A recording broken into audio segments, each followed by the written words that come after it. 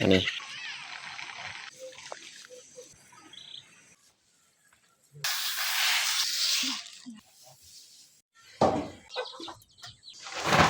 เราจะหักเอาเลยนะยันสีเพชรให้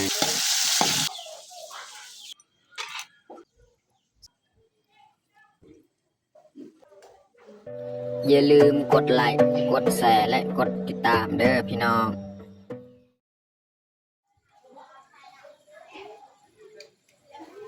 ครับสบายดีแล้วก็สวัสดีเบิร์ดสู่ครูสุคนยินดีตอนรับเขาสู่สองบ่าวยืน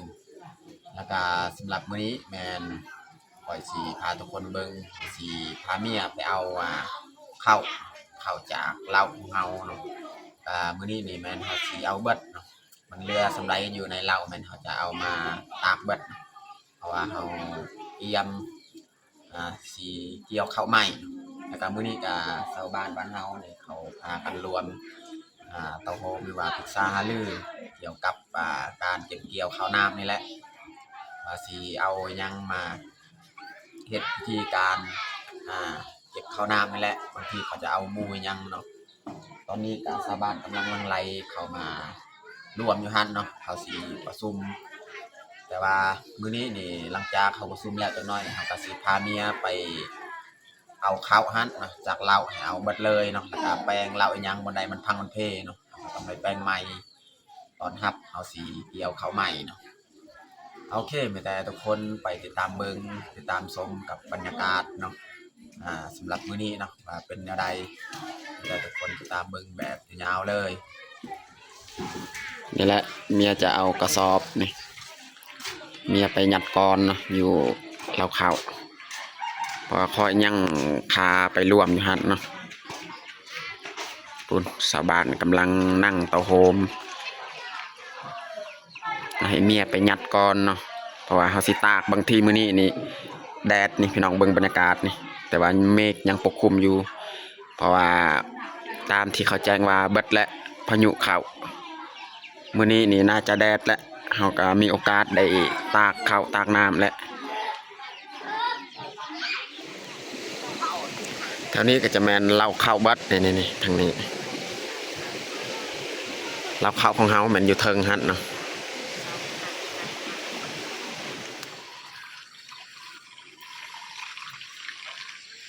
นี่แหละเล้าข้าวของเฮาไอ้เนี่ยนี่ขึ้นไปยัดนะจังหน่อยอันนี้ก็แมนเบิดเล้าข้าวของพระเจ้า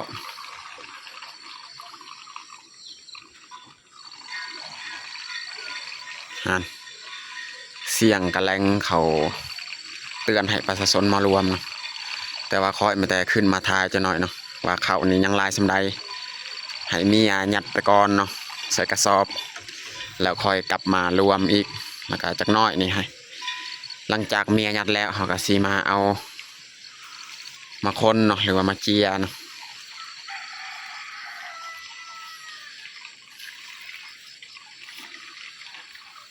nó về bàn trăng nó đột yếu bần mật นี่แหละเขาของเฮายังเรือสิได้อยู่บ่2 กระสอบนี่เขานี่ส่วนฝากเบื้องนี้แมนเขาของไอ้ยับเรียกว่าของพ่อแม่เนาะของเพิ่นกะจักหน่อยก็มายัดคือกันเนาะยัดเบิดเนาะใส่กระสอบ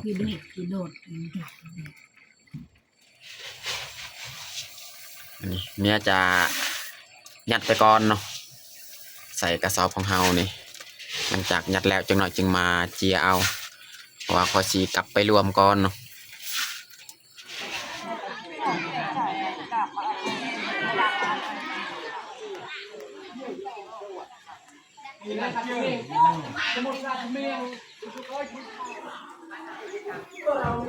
ตอนนี้ก็เรียบร้อยแล้วข้าเจ้ารวม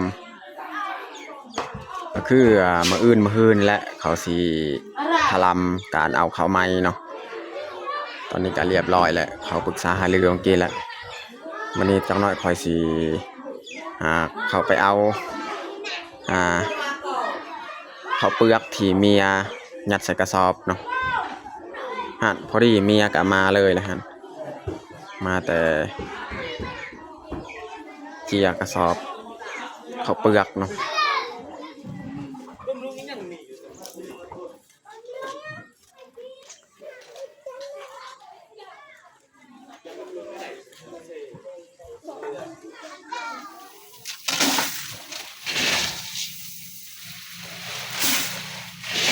ป้านี่ลุง นี่ก็สอบสุดท้ายแล้ว4สอบแต่ว่าตัวนี้บ่เต็มสอบ3สอบครึ่ง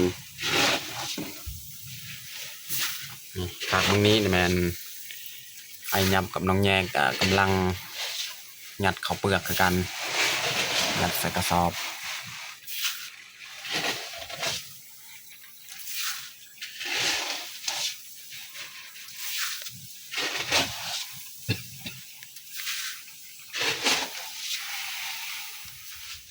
อันนี้เอายัด3กระสอบครึ่งตัวนี้นี่บ่เต็มเนาะแล้วก็กระสอบหนึงนี่แม่นเมียคนเมื่อกี้แล้วเนาะตัวนี้แหละเอาสิไปเอามือจะหน่อยเอาคนไปก่อนแล้วก็ไว้อีก2สอบอีกไปคนนอดอีก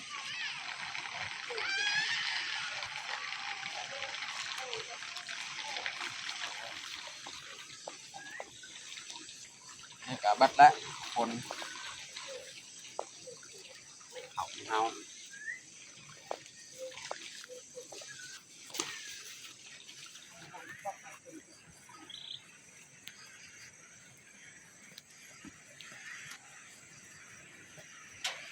ของเมียนี่บ่มีเสือกเนาะ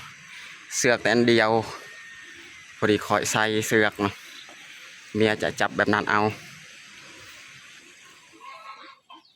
ตอนนี้เขาก็เอาเพบัตเรียบร้อยนี่มาปูแล้วก็เขาจะมาตาก2กระสอบนี่แล้วก็2กระสอบนั่นเอาไว้อยู่เทิงเฮือนมื้อหน้าอีกตากไม้ตัว2กระสอบหั่นอันนี้เขาตากไว้2กระสอบนี่ก่อนเนาะ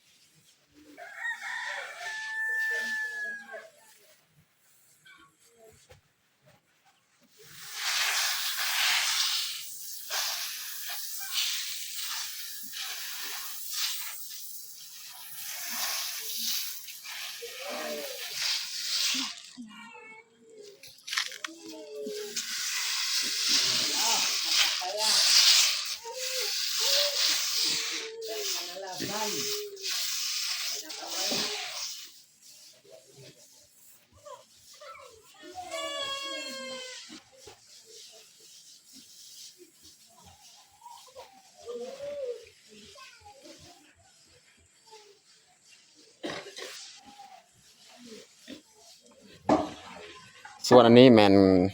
ข้าวเปลือกข้าวเจ้าอันนี้มันข้าวเจ้าตากแบบนี้นี่อยู่เทิงนี่ของเขาตอนนี้นี่แต่ละครัวนี่เขาจะตากข้าวตากน้ำเนาะปุ่นภาคเบื้องนั้นก็คือกัน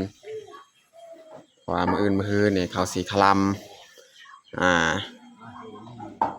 เฮ็ดพิธีการเอาเข้าไม้พี่น้องเนาะ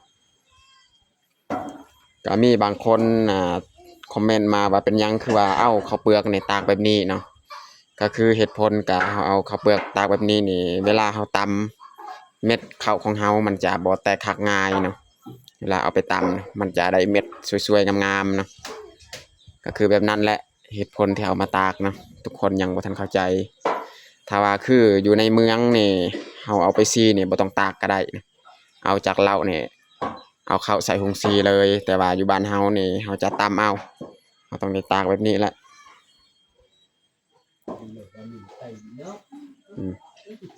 เมียกำลัง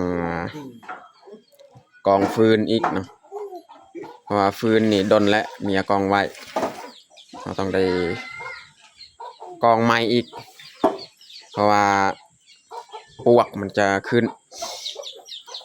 มากินพี่น้องเบิ่งนี่เต็มเลยปวกขึ้นมากินเราต้องได้มากองไว้แบบนี้อีกสันออกขี้ดินนี่ยังทีมันเอาขึ้นนี่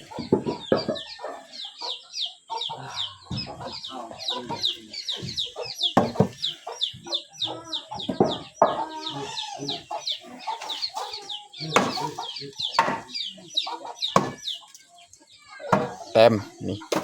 ปวกกัดกินน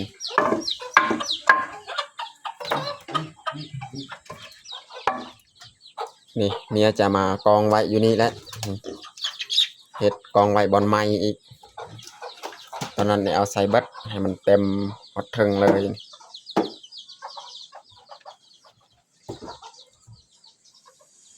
ตอนนี้กะสิเที่ยงแล้วเนาะ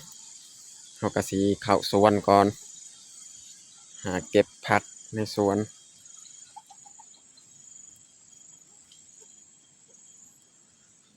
นี่บอนปิด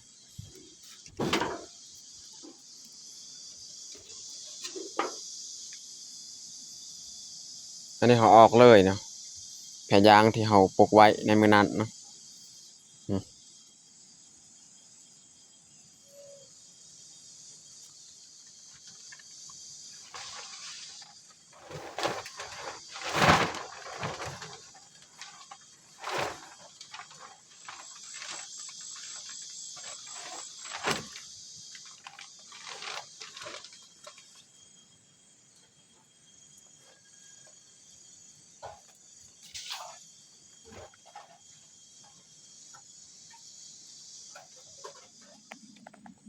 ตอนนี้ก็เรียบร้อยเขาออกกระยางของเขานี่นั่นนี่แหละเราสิเก็บก่อนนะเราจะหักเอาเลยนะ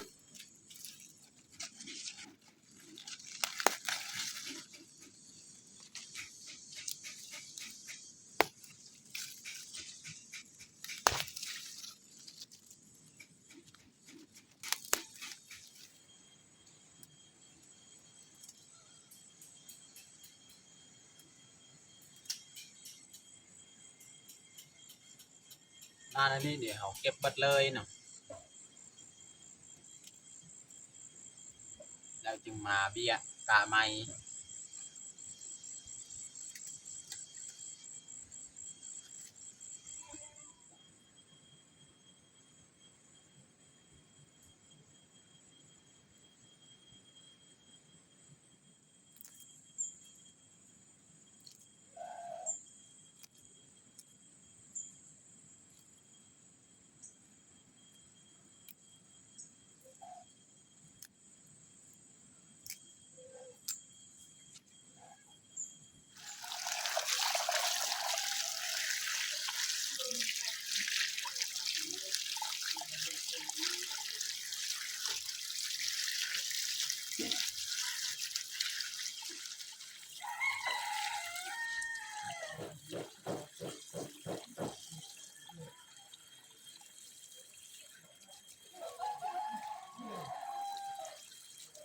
เบ่งกูแต่งเอาไว้แบก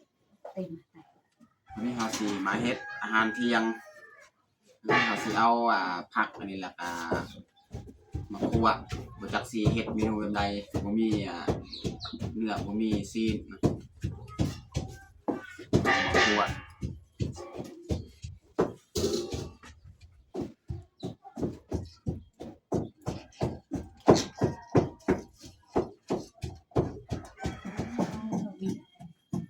เขาจะใส่หมักพริก3หน่วยนี่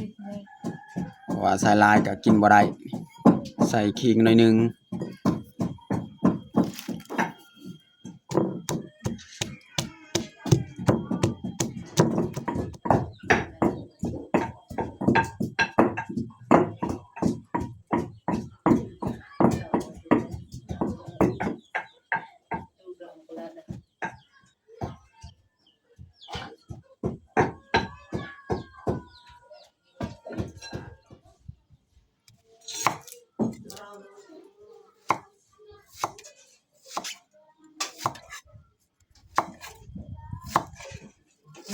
เร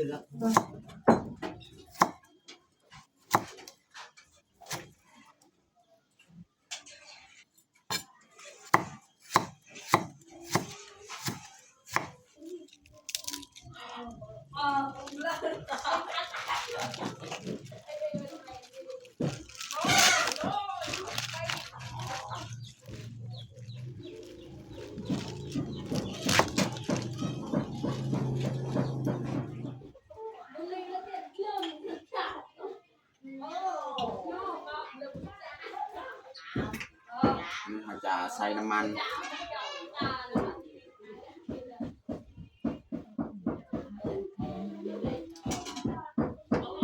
ใส่น้ำมันไว้นึง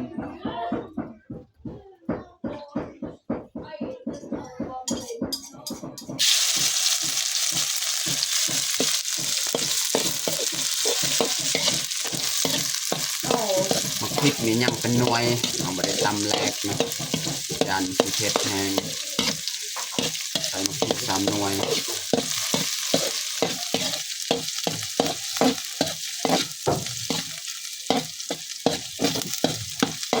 วันนี้เราจะเอาผักของเราลงเลยเนาะเ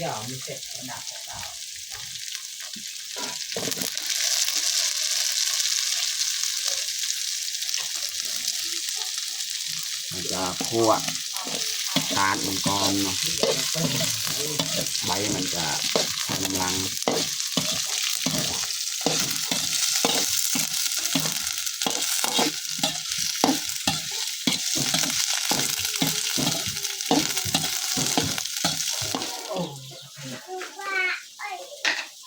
เราจะใส่เกลือเป็นนัว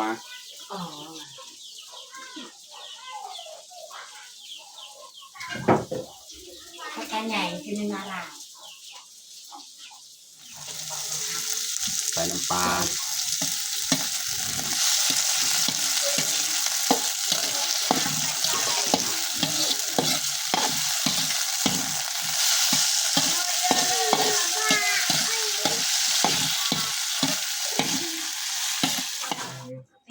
วันนี้เขาจะใส่ใบอีกเนาะ เย่ต้มยุดไม่ถ่ายตับ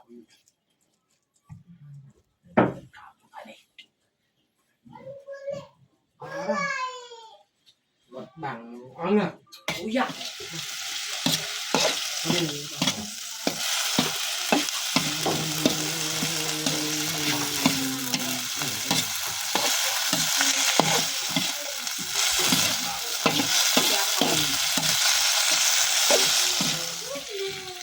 แล้วในสุดท้ายเราจะใส่หอมปลอมอันนี้แมนมาบวบนี่สีขาวๆนี่ใส่มาบวบนำ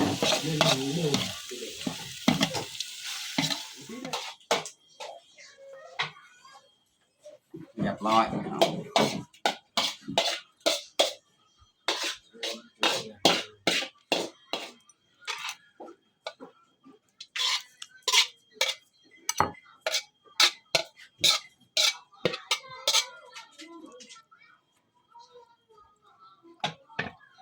ดาวอัน ตอนนี้ก็เรียบร้อยเราแต่งข้าวของเราผัดผักกาดนะพี่น้องเนาะหรือว่าขั่วผักกาดส่วนนี้แมนหน่อไม้นี่หน่อไม้ลายเมียต้มแล้วก็แจวกะปิพี่น้องแต่ว่าค่อยจะบ่กินหน่อไม้นี่ค่อยสิลองอดก่อนพี่น้องเนาะหน่อไม้นี่บ่กินแต่ผัดอันนี้ก็จะบ่เผ็ดเพราะว่ามักเผ็ดนี่ยังเป็นหน่วย3 หน่วยค่อยใส่นี่สำหรับอาหารเที่ยงก็เบิดช่วงนี้แหละตอนนี้ก็เรียบร้อยเฮาแต่งข้าวเฮาจะลงมือกินข้าวเที่ยงเลยมาทุกคนมากินข้าวเที่ยงนำกัน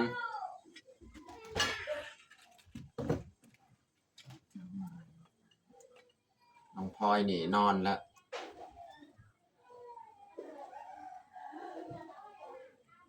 อาหารการกินก็อึดยากพี่น้องช่วงนี้นี่ลายมือกินแต่ผักมีเนื้อมีตอน ผักกะอยากเบื่อกินแล้ว